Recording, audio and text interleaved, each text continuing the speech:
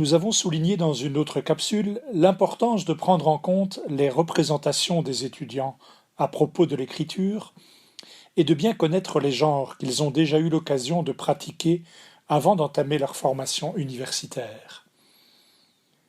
C'est dans cette perspective que nous avons réalisé une enquête en ligne auprès de plus de 300 étudiants inscrits à des programmes de premier, deuxième ou troisième cycle en sciences humaines et sociales dans 3 universités brésiliennes et une université canadienne.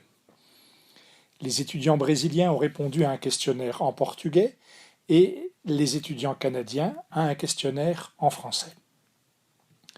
Dans la première section du questionnaire, les étudiants devaient indiquer quels étaient les genres de textes qu'ils avaient rédigés lors de leur formation au secondaire ou au préuniversitaire, ainsi que dans les cours universitaires déjà suivis au moment de répondre à l'enquête. La deuxième section de l'enquête portait sur les représentations que les étudiants se font des caractéristiques de l'écriture dans le cadre de la formation universitaire, sur leur manière de procéder pour rédiger leurs travaux universitaires, ainsi que sur les difficultés qu'ils rencontrent. Une troisième section était consacrée aux ressources technologiques que les étudiants utilisent aux différentes étapes du processus d'écriture.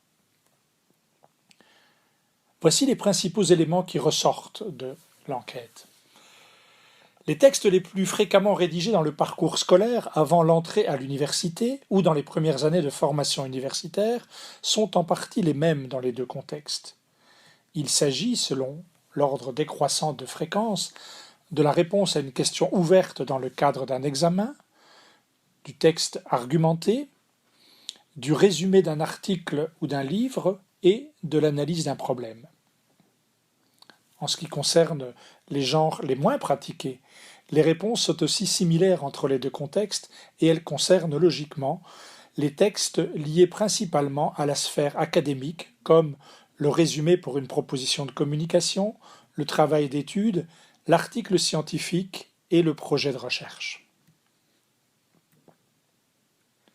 Au Brésil comme au Québec, le résumé et les textes associés à l'argumentation sont très présents parmi les travaux exigés à l'université.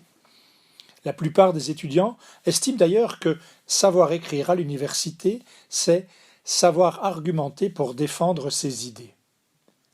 Dans l'université brésilienne, la note de lecture est un genre argumentatif exigé dans plusieurs cours dans le domaine des sciences humaines et sociales.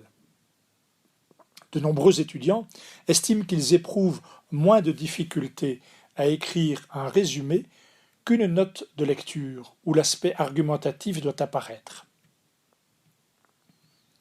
Une représentation partagée entre les étudiants brésiliens et québécois est que dans l'écrit universitaire, il faut savoir organiser ses idées.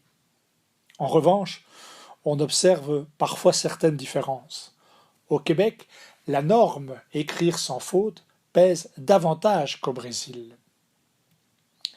Dans la section relative aux représentations, une grande majorité des étudiants ont témoigné de la dimension affective fortement liée à l'écriture en contexte universitaire. Ils ont recours à plusieurs adjectifs qui mettent en valeur soit la difficulté de la rédaction, c'est un défi, une torture, soit le plaisir d'écrire. Il faut préciser que ce plaisir est évoqué par un nombre beaucoup moins élevé d'étudiants. Enfin, les informations recueillies à propos du recours aux outils technologiques lors du processus d'écriture confirment que nos étudiants font bien partie de la génération des techno-natifs. Ils disent tous avoir recours à un traitement de texte pour rédiger leurs travaux. Ils consultent beaucoup la toile pour accéder à des informations et sont très nombreux à utiliser des dictionnaires en ligne. Alors qu'ils sont de grands utilisateurs des réseaux sociaux et des espaces interactifs sur le web, il s'avère qu'ils échangent très peu sur des espaces virtuels à propos des textes qu'ils doivent rédiger pour leurs études universitaires. Les informations recueillies dans le cadre de cette enquête nous ont permis de mieux connaître le profil de nos étudiants en rassemblant un certain nombre d'indices relatifs à leur rapport à l'écriture en contexte universitaire et à leur représentation des genres de textes qui circulent à l'université.